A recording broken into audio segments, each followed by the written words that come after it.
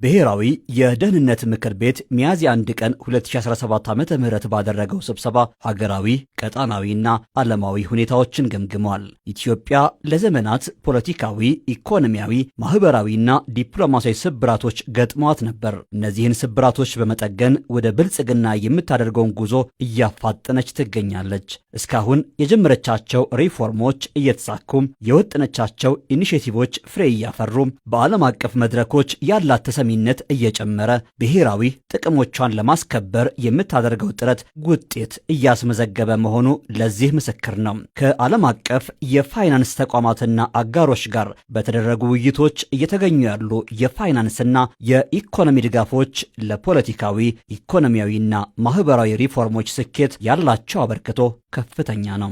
በልማትና በፖለቲካ መስክ እየመጡ ያሉ አዎንታዊ ለውጦች ሀገራዊ ሰላም እንዲጸና አስተዋጽኦ ያበረክታሉ። ሀገራዊ የሰላም ሁኔታው ከጊዜ ወደ ጊዜ እየተሻሻለ መጥቷል። ይህንንም የምክር ቤቱ ግምገማ አመላክቷል። ከኢኮኖሚያዊና ፖለቲካዊ ለውጥ በተጨማሪ የሰላም ሁኔታው እንዲሻሻል ያደረጉ ምክንያቶችም አሉ። ህዝቡ የግጭትንና የጦርነትን አስከፊ ገጽታ በማየት ከግጭት ጠማቂዎች ጋር ላለመተባበር ያሳየው ቆራጥነት የመጀመሪያው ነው። መንግስት ለሰላማዊ መፍትሄ ያለው የጸና አቋምና ያደረገው እንቅስቃሴ በሁለተኛነት የሚጠቀስ ነው። ምንም እንኳን በአንዳንድ ወገኖች እኩይ ዓላማ የተነሳ የትግራይ ህዝብ የሚፈልገውን ያህል ሰላም ባያገኝም በትግራይ የነበረው ጦርነት በሰላም እንዲፈታ መንግስት ባደረገው ያላሰለሰ ጥረት ህዝቡ እፎይታ እንዲያገኝ አስችሎታል። የሰላም ስምምነቱ መንግስታዊ አገልግሎቶች እንዲጀመሩ፣ ማህበራዊና ኢኮኖሚያዊ ስራዎች እንዲከናወኑ፣ መሰረተ ልማቶችም እንዲጠገኑ አድርጓል። በአማራና በኦሮሚያ ክልሎችም መንግስት ህግ በማስከበርና የሰላም መንገዶችን በማበረታታት ባከናወነው ተግባር አያሌ ውጤቶች ተመዝግበዋል። ታጣቂዎች የሰላም መንገድን መርጠው በሰላም ገብተዋል። ህዝብ የሰላም ባለቤት በመሆን አካባቢውን ማስከበር ጀምሯል። ክልላዊ የጸጥታ መዋቅሮች ተጠናክረዋል። የኢኮኖሚ እንቅስቃሴዎች በታቀደላቸው መንገድ መከናወን ጀምረዋል። የሸቀጦችና የሰዎች ዝውውሮችም የተሻለ ደረጃ ላይ ደርሰዋል። በሌሎችም የሀገራችን አካባቢዎች የሰላምና የጸጥታ ሁኔታው ይበልጥ እየጸና እንደሚገኝ የደህንነት ምክር ቤቱ በጥልቀት ገምግሟል። ይህ በእንዲህ እንዳለ የአፍሪካ ቀንድ ቀጣና ካለበት ነባራዊ ሁኔታ ዓለም እየሄደችበት ከምትገኝበት የፖለቲካና የኢኮኖሚ መንገድ እንዲሁም ሀገራችንን ልናደርስ ከምንፈልግበት የብልጽግና ደረጃ አንጻር ትኩረት የሚሹ ጉዳዮች መኖራቸውንም ምክር ቤቱ ተመልክቷል። የመጀመሪያው በ21ኛው መቶ ክፍለ ዘመን ሊኖር የማይገባውን ፍላጎትን በኃይል የማስፈጸም ኋላ ቀር አማራጭ የሚከተሉ አካላትን የተመለከተ ነው። እነዚህ አካላት መልካቸው ይለያይ እንጂ በተለያዩ አካባቢዎችና በውጭ ይገኛሉ። የራሳቸውን አካባቢ ከሌላው የበለጠና የተጎዳ አድርገው ያሉ። መነጋገርና መወያየት አይፈልጉም። ሴራ፣ ወጥመድ፣ ዝርፊያ፣ እገታ፣ ጭካኔ፣ ህገወጥ ንግድና ፍላጎትን በኃይል ብቻ ማስፈጸም መለያቸው ነው። አልፎ አልፎም ጥፋት የጋራ ዓላማቸው በመሆኑ ተቀናጅተው ለማጥፋት ይሞክራሉ። ህጋዊ የፓርቲ ሽፋኖችን ለህገወጥ ተግባራት ይጠቀማሉ። ከኃላፊነት የተነሱ አኩራፊ ፖለቲከኞችን በመጠቀም ህገወጥ የፖለቲካ እንቅስቃሴ ያደርጋሉ። በሃይማኖት ተቋማት ውስጥ የሚገኙ አንዳንድ የመልካም አስተዳደር ችግሮችን ለሁከት ተግባር ለመጠቀም ይሰራሉ።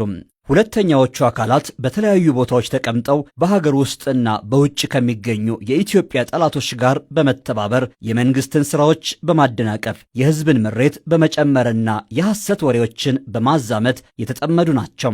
በማህበራዊ ቦታዎች፣ በቤተ እምነቶች፣ በመስሪያ ቤቶችና በንግድ ቦታዎች ተሰግስገው እኩይ ዓላማቸውን ለማስፈጸም ይሞክራሉ።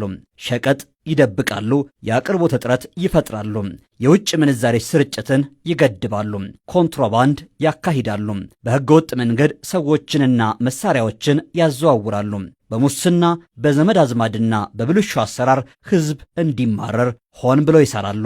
ሶስተኛዎቹ የሐሰት ፕሮፓጋንዳውን የሚመሩ ክንፎች ናቸው። መደበኛውንና ማህበራዊን ሚዲያ በመጠቀም የህዝቡን ሰላም ይረብሻሉ።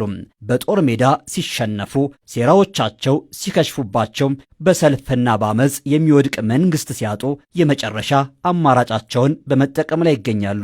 የሐሰት ታሪክ ይፈጥራሉ፣ የሐሰት መረጃ ይቀምራሉ፣ የሽብር ወሬ ያደራሉ፣ የውከት ዜና ይፈበርካሉ።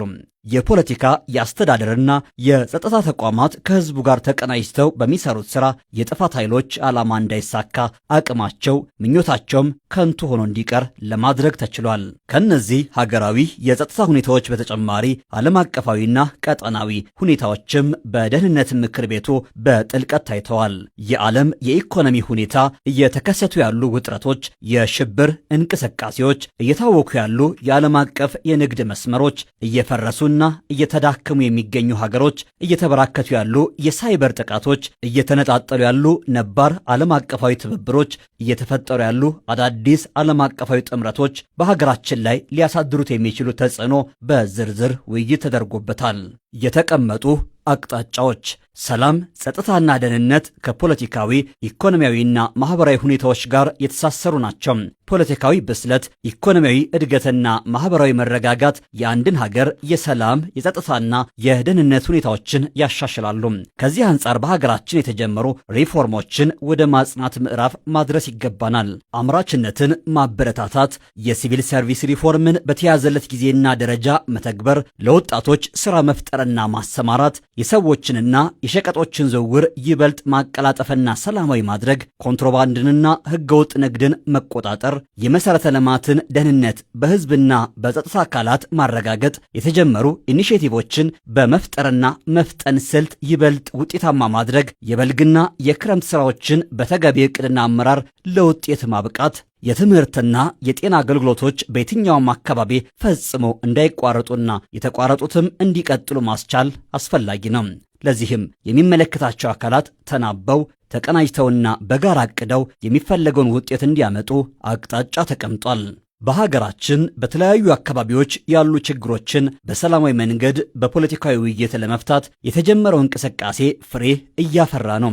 ይህንን ስራ ይበልጥ ውጤታማ ለማድረግ ባህላዊ መንገዶችን ጨምሮ ሁሉንም አይነት ሰላማዊ መንገዶች መጠቀም ይገባል። የሰላም መንገድን መርጠው ለሚመጡ አካላት ተገቢውን ክብካቤ ማድረግና ሰልጥነው ወደ ህዝቡ እንዲቀላቀሉ መስራት ያስፈልጋል። በሌላ በኩል ደግሞ የሰላም አማራጮችን ዘግተው ፍላጎታቸውን በኃይል ለማስፈጸም በሚንቀሳቀሱት ላይ የተጀመረውን ህግ የማስከበር ተግባር አጠናክሮ መቀጠል ያስፈልጋል። ከኢትዮጵያ ጠላቶች ተልእኮ እየተቀበሉ በሀገር ውስጥ ችግር ለመፍጠር የሚጥሩ ባንዳ ኃይሎች ከዕለት ወደ ዕለት አቅማቸው እየደከመ ተቀባይነታቸውም እየከሰመ መጥቷል። የገንዘብና የሰው ኃይል ምንጫቸውም እየነጠፈ ነው። ነገር ግን ፈጽመው እስኪጠፉ ድረስ ህግ የማስከበር የሰላም አማራጮችን አሟጦ የመጠቀምና ህዝብን የማንቃት ሥራዎች ወሳኝ ናቸው።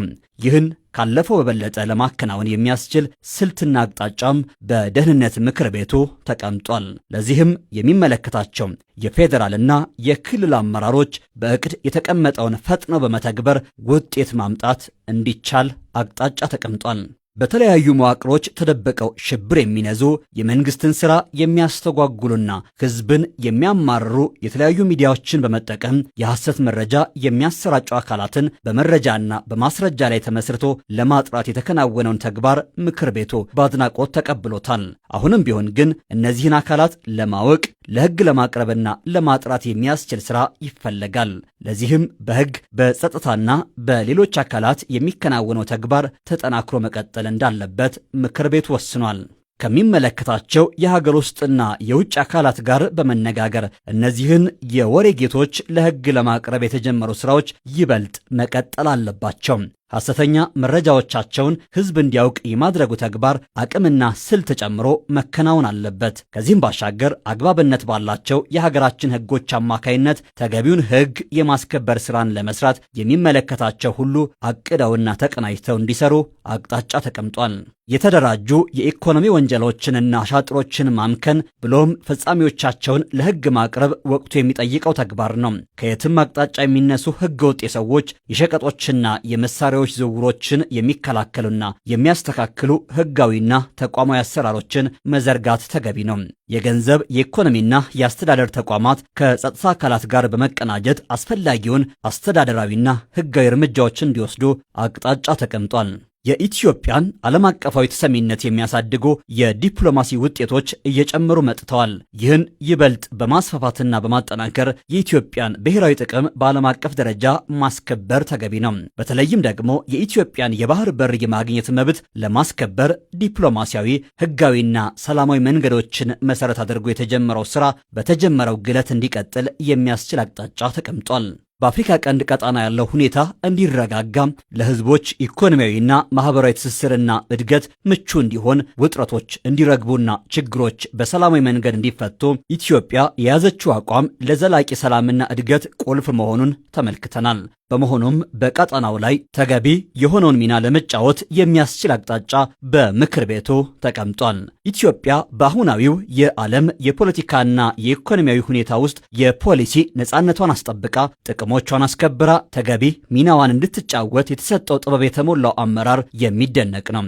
ይኸው ጥበባዊ አመራር አሁንም ተጠናክሮም ኢትዮጵያ ዓለም አቀፋዊ ፈተናዎችን ሁሉ ተሻግራ ተገቢ ሉዓላዊ ደረጃዋን እንድትይዝ ያደርጋል የሚል ጽኑ እምነት አለን። ህዝባችንም ሰላሙን በመጠበቅና በማስከበር የጀመረውን አኩሪ ተግባር እንዲያጠናክር በዚሁ አጋጣሚ አደራ እንላለን። ወደ ሰላማዊ መንገድ የሚመጡ ታጣቂዎች ከዕለት ወደ ዕለት ቁጥራቸው እየጨመረ ነው።